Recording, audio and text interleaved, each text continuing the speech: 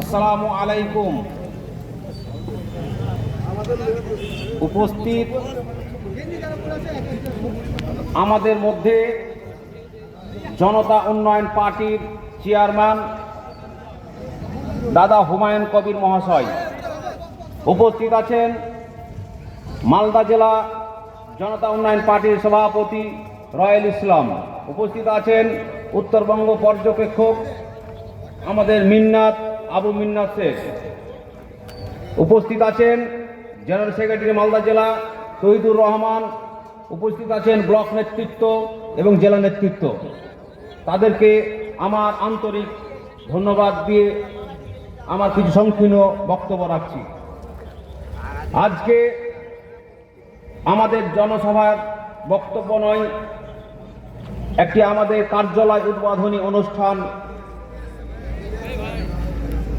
কিছু মুহূর্তে আপনারা মনে রাখবেন,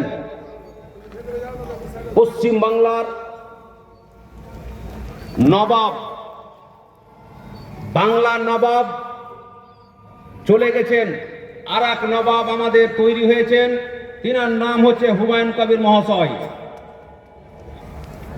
আমরা মালদা, মুর্শিদাবাদ, বীরভূম, আমরা যতগুলো জেলা আছে না কেন, সবাই আমরা একসঙ্গে হাত মিলিয়ে হুমায়ুন কবির মহাশয়কে এগিয়ে নেওয়ার জন্য আমরা সবাই ঐক্যবদ্ধ হয়ে আমরা আগামী দিনে লড়াই করব।